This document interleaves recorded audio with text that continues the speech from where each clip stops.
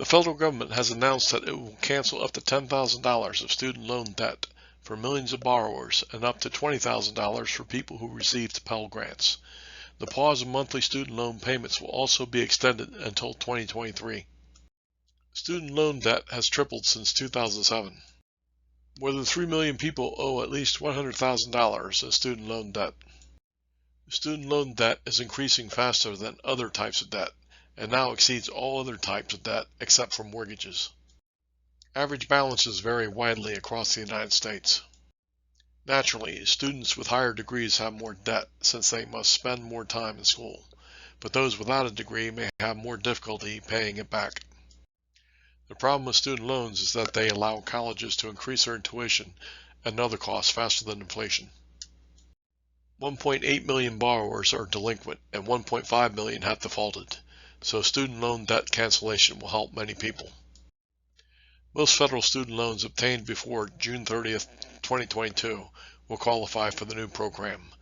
However, private loans and most federal family education loans will not qualify. Eligibility depends on 2020 or 2021 adjusted gross income. Income must be less than $125,000 for individuals or $250,000 for married filing jointly or head of household. The additional $10,000 of cancellation for Pell Grant recipients has the same income limits. Not getting a degree does not disqualify you, and all defaulted borrowers who benefited from the payment freeze are eligible for relief. Most relief would go to the middle class. The income cap does little to change the distribution of aid. Some wealthy borrowers would still benefit. Payments on undergraduate loans will be reduced to 5% of discretionary income, defined as income below 225% of the federal poverty level. Graduate debt will be reduced to 10% of discretionary income. Loan balances of less than $12,000 will be forgiven after 10 years of payments, rather than the 20 years that formerly applied. Furthermore, no interest will accrue on existing income-driven repayment plans if the borrower continues to make monthly payments, even if the monthly payment is $0 because their income is too low. Changes have also been made to the Public Service Loan Forgiveness Program, which are in effect only until the end of October 2022. This is a summary of the changes. Freeze the video if you want more detailed information. You may receive credit for past periods of repayment on loans that would otherwise not qualify for PSLF. Some forbearance and deferment periods will count under the waiver. Periods of default and in-school deferment do not qualify. Changed PSLF requirements are waived only until October 31st, 2022. These requirements have not changed. Make 120 qualifying payments, work full-time for a nonprofit, have direct loans, and have certifying qualifying employment for the periods you seek credit. Borrowers with federal student loans in default will be able to re-enter current repayment status and have other federal student aid benefits and protections restored that will increase their long-term repayment success. Borrowers who were in default will get a fresh start, including being able to get more federal student aid. Borrowers will also be protected from involuntary collection efforts and collection fees. However, only certain types of loans qualify for the fresh start, including federal direct loans and federal family education loans, NED held but not school held Perkins loans. Loans that were in default after the end of the pause in student loan payments are not eligible for the fresh start. Be sure to take the necessary steps to qualify for the loan forgiveness. Find your servicer by checking the Department of Education's Who's My Loan Servicer webpage for instructions.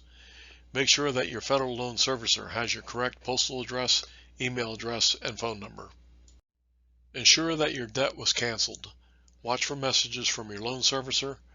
When you get a message showing the reduction of debt, save a screenshot to verify the reduction later if needed.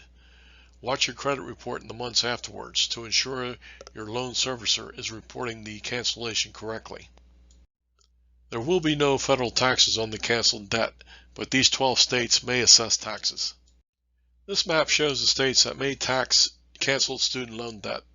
However, Pennsylvania Governor Wolf said that Pennsylvania will not tax forgiven debt. You can choose to pay off your remaining loans in several ways. The Loan Simulator tool at studentaid.gov will help you decide which plan best fits your goals, finding the lowest payment plan, for example, versus paying off loans as soon as possible. When you sign in, the simulator should automatically use your loans in its calculations. Other loans can be added. You can also compare plans side by side, how much they'll cost over time, both monthly and in total, and if any debt would be forgiven. The loan simulator may not be completely accurate since it depends on many assumptions about you, about your loans, and about your repayment, so keep that in mind. If you need help from a real person, you can contact the Institute of Student Loan Advisors, who can offer expert advice on your student loans, determine if your loan is eligible for forgiveness or discharge, and help you eliminate a default or delinquency status. Studentaid.gov also has a virtual assistant, which I will demonstrate later. You can find out a lot more about your student loan servicer on this webpage. The student loan servicer information also provides phone numbers for the major servicers. You can also keep up on what's new through these newsletters, especially the new federal student loan borrower updates. You can find much more information about federal student loans at the official website for federal student aid. You can find more extensive tables of content by hovering your mouse over these headers. If you need more help, you can click on the little green owl in the lower right hand corner. Click on the topic, then type your message, and click on the topic that you desire. Click the X to close the assistant. Many people debate whether loan cancellation by the president is legal, but many argue that it is not clear who would have legal standing. But given the complexity of the laws and the leeway that judges have in interpreting those laws, it cannot be stated categorically that loan forgiveness will survive a judicial challenge. And indeed, it does appear that there will be legal challenges. While many people say that the program is unfair, that is true of all government policies. That is why special interests hire lobbyists, so they can get unfair benefits by paying politicians. The tax code is full of unfairness, but that doesn't bother many politicians because either they or their donors benefit from the unfairness. There are other criticisms as well. Some are even valid. But there is no government program without critics or flaws. Education generally benefits society. That is why every state in the United States offers free education up through high school. So, parents benefit at the expense of taxpayers, but most people are okay with that, as education does make a better society.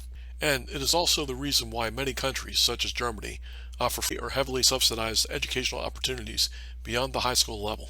Nonetheless, this program will help many of you, especially if you are poor or middle class, to live a better life by reducing your burden of debt, and there is nothing wrong with that. Thank you very much for your time. If you liked my video, please give me a thumbs up and subscribe. I would appreciate any suggestions, so please leave them in the comments below. Check out my website at thismatter.com for more than 850 in-depth fundamental tutorials on personal finance, investments, and economics. Check out my books on money at williamspalding.com. Thank you.